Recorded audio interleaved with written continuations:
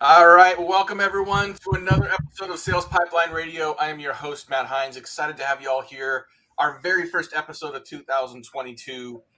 Very excited for this year. I feel like we're recording this on Thursday. This is my fourth work day of the year. I don't know about you, Russell, but I feel like Monday, like we gave everybody last week off, and it was awesome. Like my new yoga move is dad splayed on the couch, half napping, half watching college football. That was last week. Monday, the RPMs weren't quite firing the way I need them to, but today I feel like between a couple of days of work and a little bit of coffee, we're getting there. But thank you everyone for joining us midweek. If you're following us on LinkedIn Live and joining us in the middle of your workday, thanks very much for joining. 15, 20 minutes or so each episode. We are featuring each week some of the best and brightest minds in B2B sales and marketing to make all of you better, more successful, more productive, not just as professionals, but as humans. If you like what you're hearing and watching here today, every episode, over 300 episodes of Sales Pipeline Radio, all available past, present, and future at salespipelineradio.com. We have a lot to cover today, Russell. Very excited to have joining us today on Sales Pipeline Radio Russell Benaroya. Wears many hats. He is the co-founder and partner of Stride. He is a coach. He's a speaker. He is an author. He is a world traveler. What did I miss? That's enough. That is enough. Thank you. Yeah, so great to be here, by the way. Thank you for being our first guest of the year, and we have a lot. And I meant this. We have a lot we could cover here because you've I like to say, like, the longer I live and the more mistakes I make, and I think that there's a lot that you have learned over time, not just relative to sales and marketing. And I want to talk about finance, but also your book, One Life to Lead, talks about driving success, business success, but life success through better life design. So I want to get to that as well. But our audience, mostly B2B sales and marketing folks. I know you have lived that for years in your role at Stride. You are playing a direct sales role. You are carrying a bag. So maybe just before we get into it, just quick introduce yourself, your background, and what brought you here. Yeah, well, again, first of all, love being on the show. Let's jump in. Let's add value. Today, I am the co-founder and partner at a company called Stride Services. We provide back office bookkeeping, accounting, and CFO advisory services to primarily to marketing agencies and outsourced IT services firms. What I find about those two businesses is they happen to be in the exact same business that we are. They're selling to businesses on an outsourced basis. They're tracking a lot of the same metrics that we track as an outsourced provider. So there's a lot of kindred spirit that comes from that. We have a team of about 40 people. We serve 100 clients throughout the United States. So that's a little bit about me professionally. And yes, Matt, as you mentioned, I did publish a book in October, which really has ended up being a field guide for me. The book is titled One Life to Lead, and I call it a field guide because it's not one of those books where it's like, oh, hey, everybody, I figured everything out. You should read the book. Maybe you'll figure it out too. It's more like, oh, these are the patterns of how I operate in my life, and this is how they have or have not served me in business. I need to keep referencing that book because it's hard to break tough patterns. Oh yeah, no, I highly recommend the book. We're going to get more into that. One Life to Lead, and the question that I know you have associated with the book that I continue to it continues to gnaw at me is like, until you can lead yourself, how can you expect to lead and manage others? And that is not an entrepreneur question. That is not a CEO question. You don't even have to have direct reports. Like, if you are trying to coordinate efforts among other people, if you have children, if you have a partner or spouse, like, this actually is highly relevant. But I wanted to start with our guest today, Russell Benaroya, talking about the finance side, because you mentioned sort of your focus is on sort of marketing agencies, and I mean, I think we're good at the sales and marketing consulting, but not always good at the back end. And I find that there's an analogy there for in-house marketers as well, right? Who are good at the marketing, good at creative, good at campaigns, even good at designing demand generation programs, but don't always know how to speak the language of finance. Talk a little bit about that gap, what you've seen in your experience with in-house marketers and marketing agencies, and what are some of the keys to bridging that gap? Not so that, we don't need marketers to know everything about finance, but there's a basic foundation that probably needs to be in place. Yeah, and just so I'm clear, because I want to bifurcate, is it sales and marketing talking about finance internally so that they're attuned to the economics of the organization that they're part of, and or talking about finance as it relates to client sales and integrating finance related conversation in the sales process? Yes. Yeah. I know. Okay. I think all of that applies, right? Okay. Because Yeah. no matter which conversation you're having, to understand the economic component of that story is really critical. And I don't know that, I mean, I speak for myself. Like, I don't have an MBA, I don't have a finance background. It was well late in my career that I started to feel like I understood even the basics of finance in a way that I could not just grow a business, but also have that conversation externally. Where I have felt the most rewarded by sales and marketing salespeople in my businesses, and certainly what I see in agencies, is when there's a curiosity to understand things like customer acquisition cost. How much does it actually cost us to acquire a customer? Or payback period. How quickly do we recover that cost when I sign a new client? Or lifetime value. How long is this client expected to stay on board for us to be successful and profitable as an organization?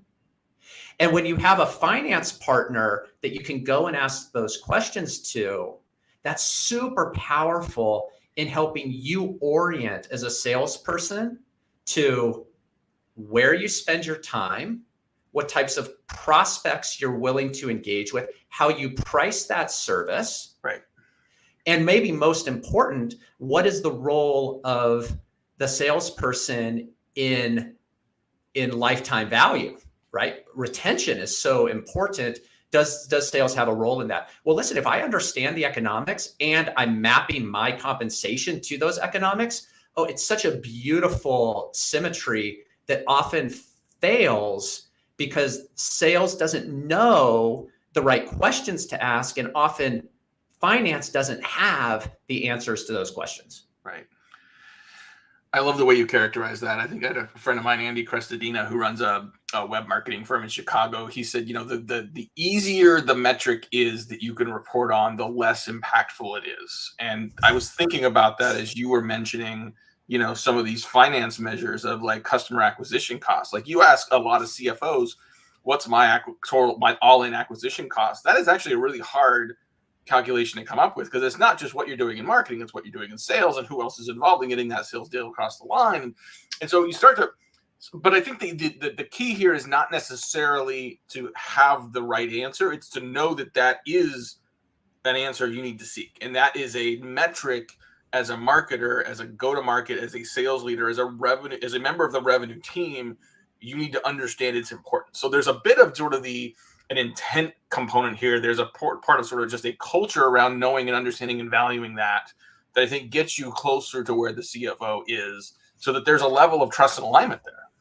It's awareness. It's connection to the mountain that we are collectively aiming to climb together, and not necessarily knowing all the answers, but at least knowing what are the important questions to ask that helps make my position more strategic than just transactional. On the other side of the equation, when you're guiding clients in a sales process, what is the role of finance? I usually use this very simple 4-quadrant mechanic, and it works something like this. Client has a problem or goal that they are trying to accomplish. We have to be unambiguous together with that prospect in understanding what that problem or goal is, number one. Number two, they have faced challenges or obstacles in achieving that objective. And we want to get very clear with them, the prospect, on what are those challenges. And here's where the finance comes in, number three. If we were able to overcome those challenges, what would be the value of overcoming those challenges? And the work of a savvy go-to-market marketing and or salesperson is to help the prospect calculate that value of overcoming the challenges. And that value could be in, well, I'm going to free up my time to sell more business. Oh, really? You're going to sell more business? Let's talk about that. Like, how many more deals would you sign? Oh, how profitable are those deals? Like you're really helping the client think, or the prospect think about their financial impact of you solving their problem. And then the fourth quadrant is, okay, so if you're recognizing that there's a lot of value to be created, what is the next step that you're willing to commit to on this journey with me to further toward that objective? How important is precision in those answers? I mean, I think about this relative to the idea of the proverbial ROI calculator, where you say, oh, like here's how much you could potentially save, or here's how much you could potentially make. And the variables that go into a lot of ROI calculators, like we spend too often, we get into the weeds of like, oh, is that really valuable? Is that really accurate? Is that really precise? To me, it's less about being precise and more about sort of getting in the ballpark, right? If I can sort of take something from being an obtuse benefit to at least a band of benefit, right? To say, okay, like let's say the low end of this, if that happens, is that still useful? And do we agree generally these are the right variables that go into that? But even that level of maybe halfway math, right? It gets you in the right direction and allows you to sort of get to quantifiable benefits that your prospect CFO can appreciate and understand as well. Totally. Like this is where your EQ comes into play, because it's not about being super analytical in that inquiry. It's about meeting the prospect where they're at psychologically in what is the relief that they're trying to achieve. Some of the relief could be, hey, I just want to spend more time with my family, right? And that's super valuable to them. And you don't necessarily need to quantify it. It's just helping them see that you're going to unlock whatever they perceive to be the value to be. And what I find is prospects love when you're curious in wanting to understand what value looks like, even if it's not perfectly quantified. Just the fact that you're asking that without trying to close a deal, you're really curious, is so awesome. Because listen, you don't want to sign a client for which they can't at some level calculate value. Well, and if you're selling something that you have defined and valued one way, and they're buying it based on some different calculation that maybe you cannot stand up to, maybe you're not positioned, your product or service cannot deliver, you're setting everybody up for failure at that point, right? So defining that up front, defining it and talking about those as values, almost more important than having the precise number at the end of the equation. Talking today on Sales Pipeline Radio with Russell Benaroya. He is a co-founder and partner at Stride. Check them out, stride.financial. Great content, doing some really great work. Before we get into life design, my follow-up question is around, sales and marketing professionals maybe listening to this, whether they're early in their career or even CMOs, senior marketing leaders who just don't feel like they really understand finance. I have been there. Quite frankly, I'm still there. I think it's a journey, not a destination. But there can be a level of, just kind of apprehension around like, who do I ask? Like, where do I learn? I don't necessarily want to admit that I don't understand, what different versions of margin mean or what margin means in general versus gross versus, there's all kinds of financial literacy that marketers don't necessarily have. Who should they ask? Where should they learn? Where are some safe places and ways that sales and marketing professionals can start to improve their financial literacy? Yeah, great question. And I know you didn't tee this up for me, but about a year and a half ago, I published an ebook titled Free Yourself to Work on Your Business, a journey into unit economics. Free yourself to work on your business. We could put it in the show notes. But the reason that ebook is useful is it is specifically designed to, in an approachable way, help professionals understand things like, oh, what is EBITDA margin?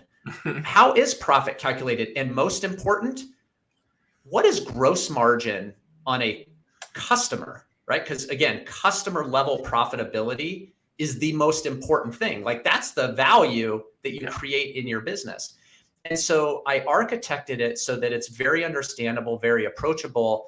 And other than that, I mean, there's so many approachable resources online to ask what sounds like simple questions like, I should know that. But no, you shouldn't necessarily know that.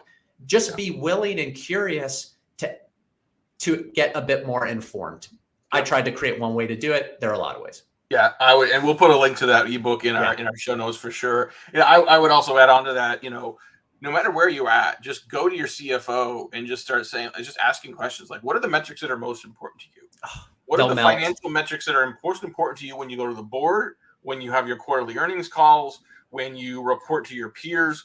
What are the financial metrics that you would like to see from marketing moving forward? And I'll guarantee you that a good CFO is not going to see this as, oh my God, my CMO doesn't understand this. Oh, my marketing. They're going to be like, thank God you're finally asking this question. I am so Totally. excited to sit down with you and make sure that we are aligned around this. Because even if you can't precisely measure all of that, the idea that you will start to make priority and initiative and budget decisions based on the answers to those questions is a very exciting thing. Your CFO and your CEO and your board. So comforting. Right, we got a little more time here on Sales Pipeline Radio today. I want to shift and talk about life design. So your book, One Life to Lead, sort of talks about making better sort of business success through life design and through deciding like how do you lead? How are you successful as a leader first? How are you leading yourself before you can lead others? There's so many things that I think when I think of you, I think of your expertise and experience around so many things. Why this topic? Why was this? Where did the passion come from to create this book first? The passion really originated from a snowy drive in 2016, coming back from a ski trip in Bend, Oregon, where my wife and I were listening to a Tony Robbins podcast, and it triggered a question for me that created a moment in my life. And the question, when I turned down the radio and I asked my wife, I said, where do we want to be in 5 to 10 years? Like, why haven't we ever talked about that? Like in this critical questioning way. And she kept the radio dialed down and she looked at me and said, oh, it's because it's never really been about us. It's been about you. You're an entrepreneur. We've just kind of been along for the ride. And interestingly enough, that moment began a journey that ultimately crescendoed in my family and I moving abroad for a year. But really, more than anything else, that was a metaphor for, hey, let's get in control of the life that we're trying to create rather than having a life created by others to us, right? We tend to put ourselves in our own cages of self-limiting beliefs when we actually have a lot of opportunity, but we're not exercising it. And so I tried to put my life on a new trajectory. We moved abroad.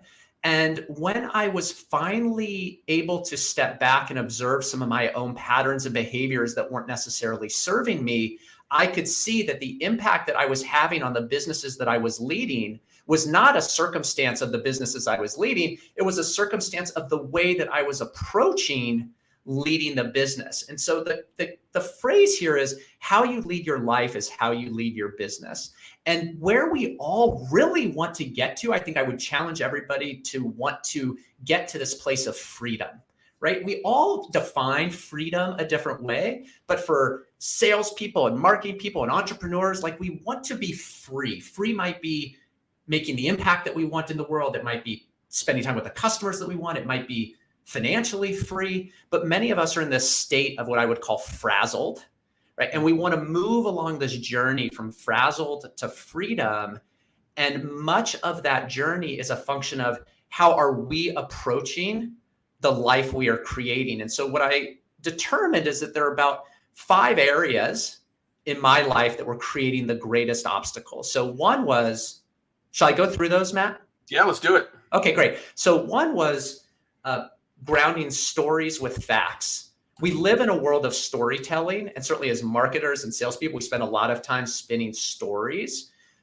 But in our lives, we sometimes spin stories that aren't really good for us. Stories about a thing that happened, or maybe a thing that hasn't happened yet. And oh my gosh, if it doesn't happen, what's going to happen to me? And it's all drama, but it's not grounded in what are the facts? Ground stories with facts, number one. Number two, establish your principles. We all operate with some code of integrity, but most of us haven't written down those principles as the non-negotiables for which we use to make decisions. And when we don't have good principles written down, we end up succumbing to other people's desires of us and often compromise decision-making because we don't have our own principles. So that's number two. Number three is being attuned to where you get energy. energy from certain people, or energy from your job, or energy from your geography.